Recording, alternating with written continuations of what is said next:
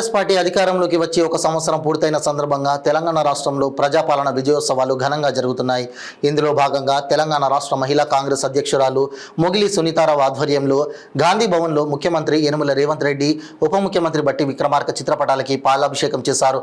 మహిళా ప్రయాణికులకు బస్సులో మిఠాయిలు పంచి ప్రజాపాలన విజయోత్సవాలను ఘనంగా నిర్వహించారు. కాంగ్రెస్ పార్టీ అధికారంలోకి రాగానే మహిళలకు ప్రజా సంక్షేమమే ప్రభుత్వ ధ్యేయమని, తెలంగాణ రాష్ట్ర ప్రజా పరిపాలన విజయోత్సవాల వేడుకలు పురస్కరించుకొని సీఎం రేవంత్ రెడ్డి హయాంలో నిరుపేద కుటుంబాలకు కార్పొరేటర్ స్థాయిలో వైద్యం అందజేయడం ఈ ప్రభుత్వం ప్రజాప్రభుత్వమని, ముఖ్యంగా మహిళలకు, రైతులకు, యువకులకు పెద్దపీట వేస్తుందని సునీతారావు తెలిపారు. ఈ కార్యక్రమంలో సికింద్రాబాద్ ప్రెసిడెంట్ పుస్తకాల కవిత, ఖైరతాబాద్ జిల్లా అధ్యక్షురాలు శంభుల ఉషశ్రీ శ్రీకాంత్ గౌడ్, మేడ్చల్ అధ్యక్షురాలు ఆర్ లక్ష్మి, రంగారెడ్డి జిల్లా అధ్యక్షురాలు Jayamma, state office bearers, block president, division presidents మొదలగు వారు పాల్గొన్నారు.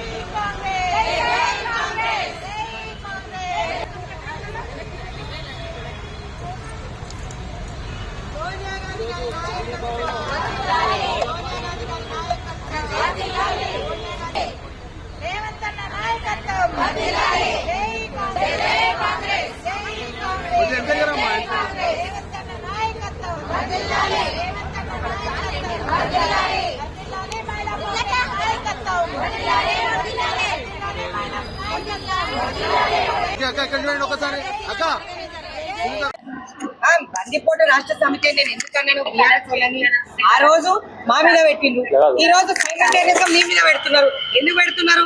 మేము నిబంధనలు కాదనకుండా ఇదే గేటు దగ్గర మమ్మల్ని ఆపిన రోజులు మీరందరూ చూసినారు. బయట మా గొంతు కూడా వినిపించలేని పరిస్థితి ఆ రోజు.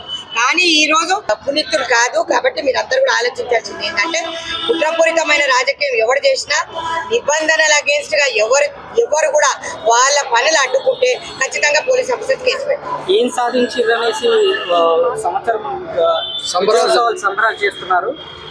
మీరు ఇచ్చిన హామీలలో కులం బంగారం ఏమైంది, మహిళలకి 2500 నెలకిస్తారన్న హామీ ఏమైంది అనేసి అది కూడా విమర్శిస్తున్నారు. దానిపై 9.5 సంవత్సరాలు వీళ్ళేం వీకింగ్ చేసుకున్నారు. మరి వీళ్ళే ఏమి చేసిందని వాళ్ళు సంబరాలు చేసుకున్నారు. మరి మాకు అప్పులు కుప్పలు తెచ్చిపెట్టినని సంబరాలు చేసుకుంటారా? మరి ఆ రోజు తెలంగాణ ప్రజలకి ఉన్న భూములన్నీ అమ్మేసి ఆడ తీసుకపోయి వాళ్ళకి రైతు భరోసాలు అవి వేసిను.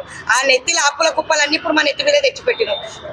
నెత్తికి 2 లక్షలు అప్పు పెట్టిపోయిన వాళ్ళు ఈరోజు మేము సంబరాలు చేసుకుంటే మాట్లాడే విట్టురంగలేదు. రమ్మని ఏ కేటీఆర్ కానీ, హరీష్ కానీ, కల్వకుంట్ల కవితమ్మని రమన్ కూర్చోబెడతా నేను బస్సులా, ఫ్రీ బస్సు తిరుగు. మరి మీ నాయన కానీ నువ్వు కానీ మనం ఎందుకు పెట్టలేదు?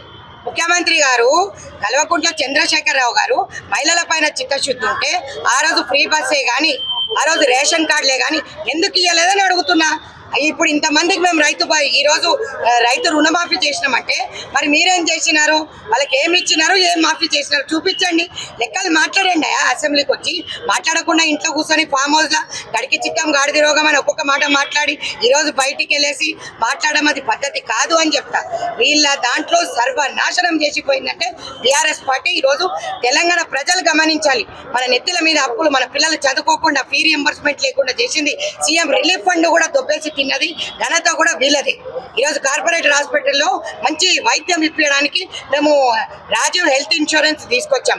ఈరోజు 0 యూనిట్లు అంటే మీరు చెప్పినట్టయితే నేను ఒకటే మాట చెప్తున్నా, కోశామైల్కి రండి, నేను 200 యూనిట్లు మాఫీ చేసి 0 బిల్ ఇచ్చి చూపిస్తా.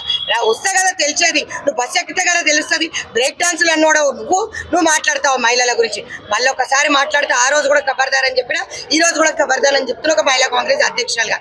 నేను ఒకటే మాట మాట్లాడుతున్నా.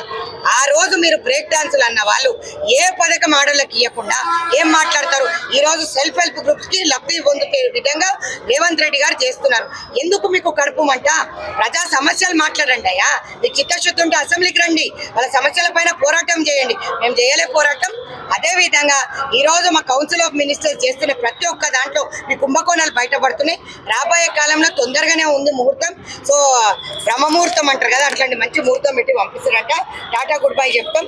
మేమేం చేస్తున్నాం అనేది బస్ ఎక్కి పోతే అంటే బహుశా పాపం ఆయన బస్ ఎక్కడానికి కూడా సిగ్గుగుండి ఉంటుంది మా మహిళలతోటి. ఎప్పుడూ మహిళా పక్షపాతిగా వ్యవహరించని వాళ్ళు ఈ రోజు మా గురించి మాట్లాడడం తప్పు. బరాబర్ సంబంధాలు చేసుకుంటాం. 500 సిలిండర్ వస్తుంది, బస్సులో ఫ్రీగా తిరుగుతున్నాం, 200 యూనిట్ల కరెంటు జీరో బిల్ వస్తుంది. ఈరోజు రైతు రుణమాఫీ జరిగింది, చేసుకుంటాం. రాబోయే కాలంలో మేము ఇచ్చిన మాటలన్నిటిపైన నిలబడతాం. ఖచ్చితంగా మా సీఎం గారే కానీ మా కౌన్సిల్ ఆఫ్ మినిస్టర్సే కానీ మీకు ఇచ్చిన ఏ హామీ తప్పకుండా రైతు భరోసా కూడా రాబోయే కాలంలో సంక్రాంతి తర్వాత ఇస్తాను కూడా ముఖ్యమంత్రి గారు మాటిచ్చారు. మీరు మాట్లాడేటప్పుడు ఈ రోజు బయటికి వెళ్ళి మాట్లాడుతున్నారు. మరి ఆ రోజు ఇంట్లో కూర్చొని పిట్టగుట్లకి వెళ్ళి ఎందుకు మాట్లాడిండు? ఆ రోజు నేను సమస్యలు చెప్తుంటే ఎందుకు వినలేదు?